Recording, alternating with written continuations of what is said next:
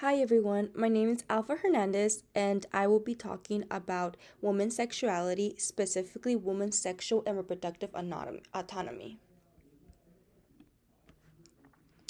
My thesis for today is going to be public policy in the United States has historically operated as a mechanism for regulating women's bodies and sexual autonomy. With absurd laws to restrict reproductive health care and sexual education, these policies reveal a continuous effort to shape and limit women's sexual expressions. In today's society, these regulatory practices continue to influence debates over women's rights, demonstrating how questions of sexuality and bodily autonomy in women remain a topic of discussion in modern public policy. Let's talk about a little bit of history. And in 1873, one of the big acts that were passed was the Comstock Act. This act made it illegal to mail birth control or even abortion medication and abortion information.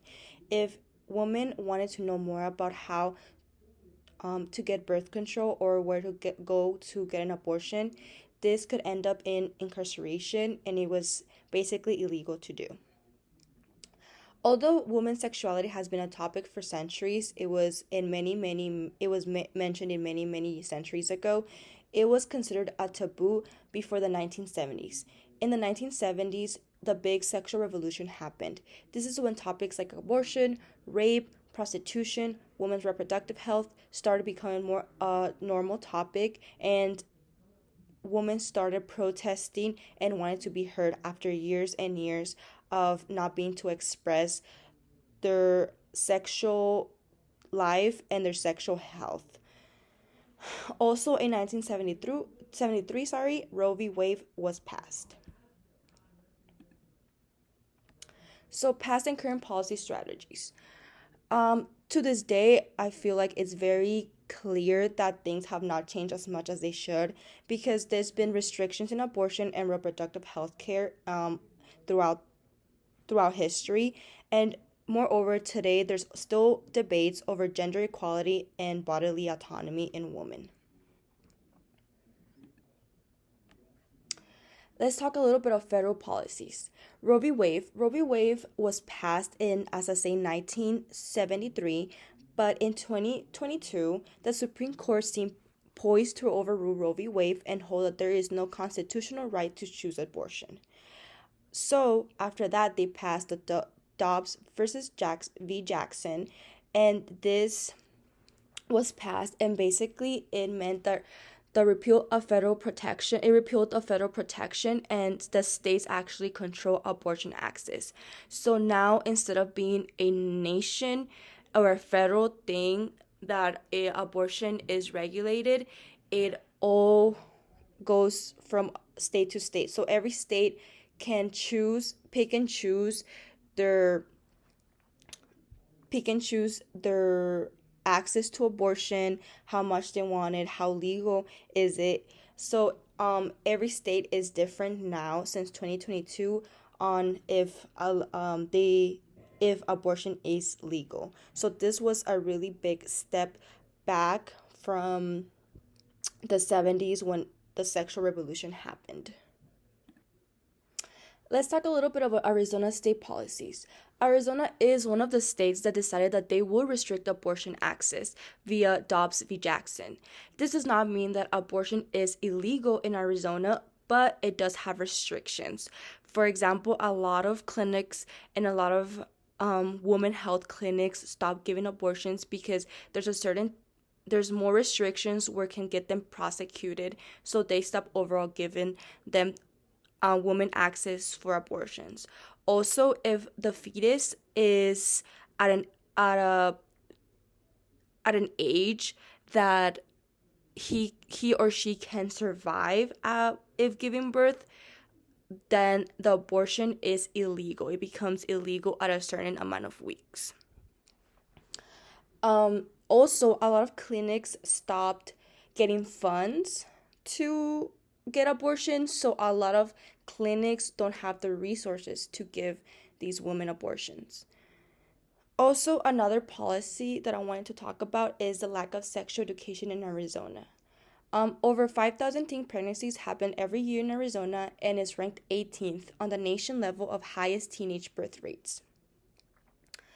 According to the Arizona Department of Health Services, over half of the sexual transmitted diseases cases in Arizona are diagnosed in young adults.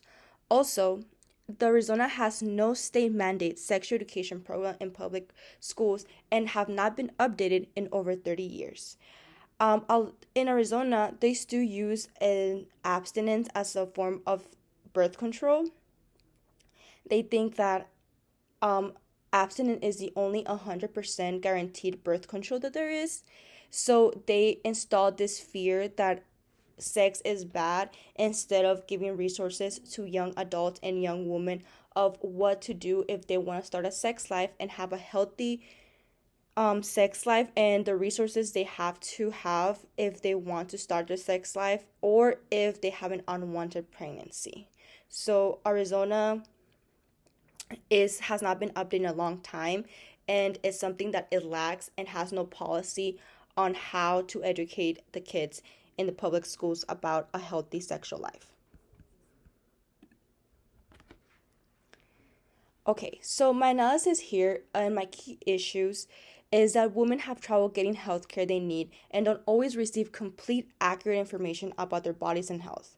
These problems can hurt their health, make it harder for families to stay financially stable, and affect community safety. The laws around the issues are also ongoing arguments about what is right, who has power, and how women should live their lives. So healthcare is very important and more when we talk about sexuality in women. So having the resources to give them a healthy sexual life is very important.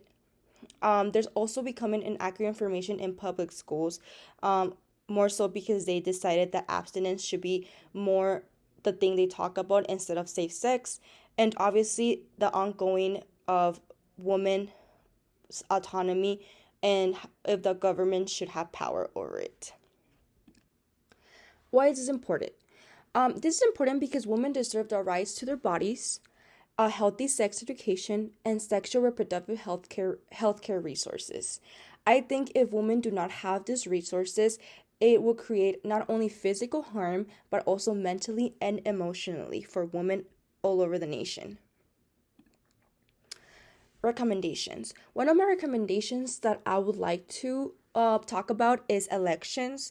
Also that we talked about a lot in our class, to elect officials that will support the policies that you want and support the policies of women's rights and healthy sex in women. We can also restore health classes in public schools.